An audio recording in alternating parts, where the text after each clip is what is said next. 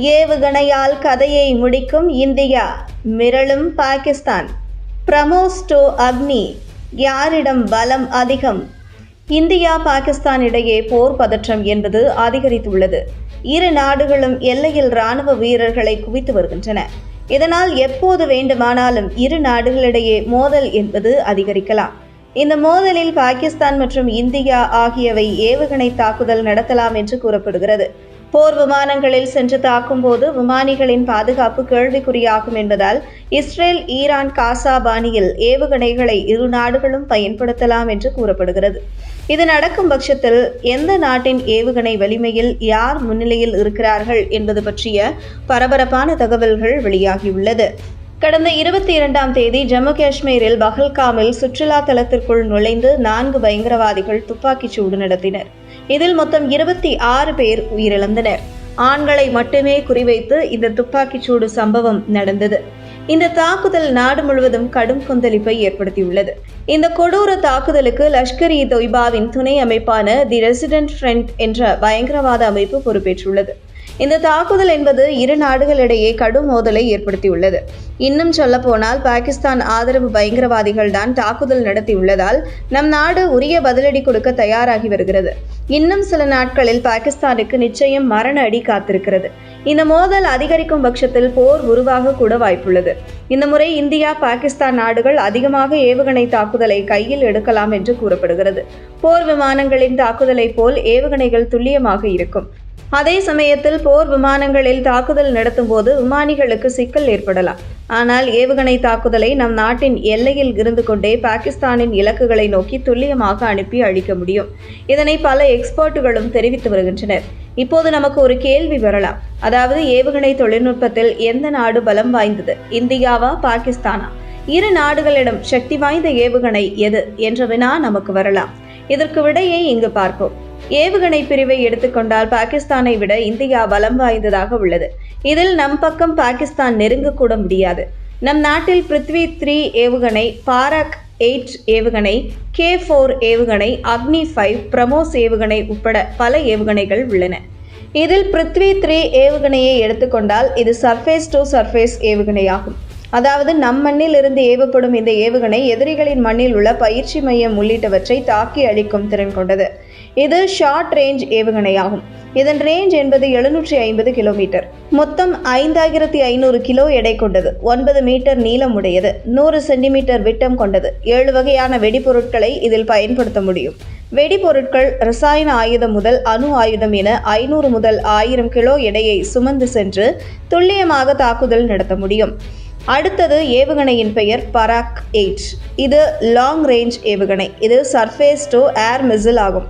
அதாவது தரையில் போர்க்கப்பல்களில் இருந்து இந்த ஏவுகணையை ஏவும் போது அது வானில் பறந்து எதிரிகளின் போர் விமானங்கள், ஏவுகணைகளை இடைமறித்து தாக்கி அழிக்கும் திறன் கொண்டது. இந்த ஏவுகணை என்பது 275 கிலோ எடை கொண்டது. 4.5 மீட்டர் நீளமுடையது. 60 கிலோ வெடிப்பொருட்களை சுமர்ந்து சென்று தாக்கும் திறன் கொண்டது. இது புகையின்றி வானில் பறக்கும். அதோடு எதிரிகளின் கண்களுக்கு தெரியாது. இதன் ரேஞ்ச் என்பது 16 முதல் 30 கிலோமீட்டர் தொலைவாகும். ஆனால் அதிக வேகத்தில் பயணிக்கும். மணிக்கு 2469 கிலோமீட்டர் வேகத்தில் பயணிக்கக்கூடியதுதான் இந்த பராக் 8 ஏவுகணை. K4, இதில் 3வது ஏவுகணையின் பெயர் K4. இந்த ஏவுகணையை நீர்மூழ்கி கப்பல்களிலிருந்து ஏவ முடியும். இது பாலிஸ்டிக் வகையை சேர்ந்தது. இந்த ஏவுகணை கடந்த 4 ஆண்டுகளுக்கு முன்புதான் கடற்படையில் சேர்க்கப்பட்டது. இது 17 டன் எடை கொண்டது. 12 மீட்டர் நீளமுடையது. இந்த ஏவுகணையை வைத்து அணு ஆயுத தாக்குதல் நடத்த முடியும். இதன் ரேஞ்ச் என்பது 3500 கிலோமீட்டர் ஆகும். மேலும் இந்த ஏவுகணையின் சிறப்பம்சம் என்னவென்றால், ஒரு முறை ஏவிய பிறகு பாதி வழியில் இந்த ஏவுகணையால் பாதையை மாற்றி பயணிக்க முடியும். இந்த ஏவுகணையின் வேகம் என்பது ரகசியமாக வைக்கப்பட்டுள்ளது. உண்மையில் இது எதிரிகளுக்கு சிம்ம சொப்பனமாக இருக்கும் என்பதில் ஐயமில்லை. அக்னி 5 ஏவுகணை என்பது இந்தியாவின் அதிக சக்தி வாய்ந்த ஏவுகணையாகும்.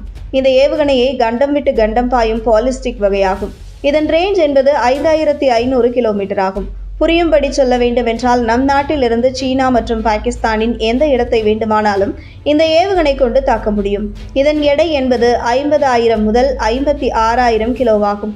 இந்த ஏவுகணை 17.5 மீட்டர் நீளம் கொண்டது. 1500 கிலோ வெடிபொருட்கள் மற்றும் அணு ஆயுதத்தை சுமந்து செல்லும் திறன் கொண்டது.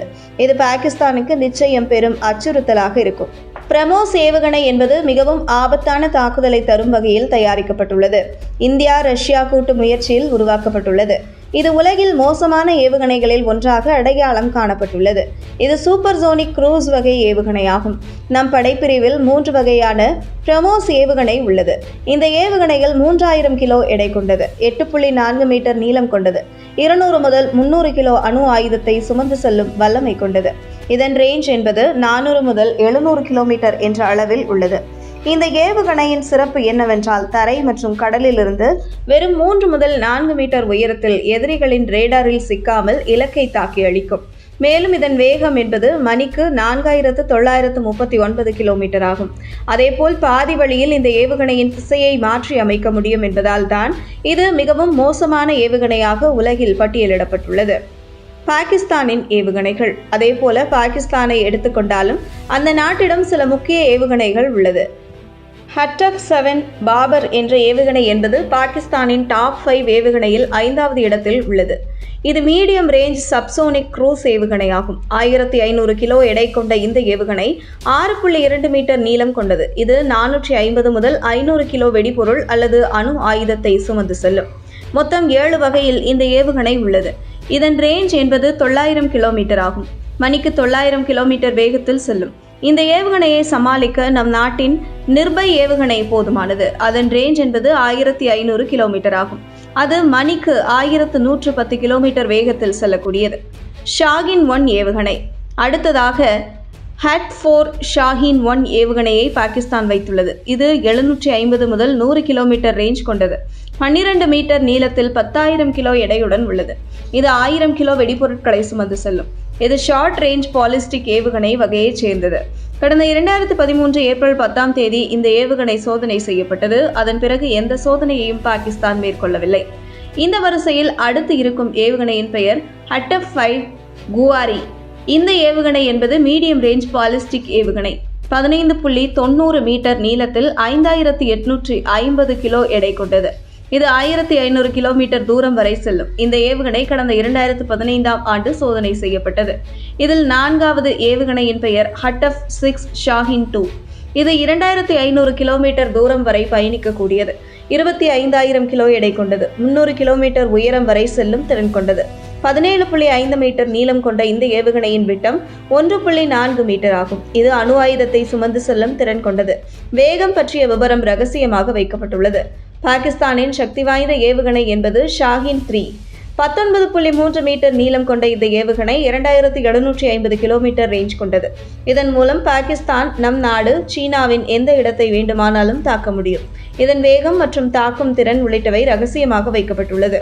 இந்த ஏவுகணை கடந்த 2022ஆம் ஆண்டு சோதனை செய்யப்பட்டது.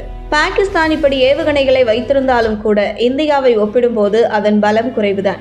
குறிப்பாக நம் நாட்டில் ஏவுகணையை முன்கூட்டியே கணித்து அழிக்கும் ஆயுதங்கள் உள்ளது. இதனால் பாகிஸ்தானின் ஏவுகணைகளை நம்மால் எளிதாக வானிலேயே அழிக்க முடியும். ஆனால் பாகிஸ்தானிடம் அத்தகைய தொழில்நுட்பம் என்பது இல்லை. இதனால் ஏவுகணை தாக்குதல் என்று வந்தால் பாகிஸ்தானை நம் நாடு பந்தாடிவிடும் என்பது உறுதி.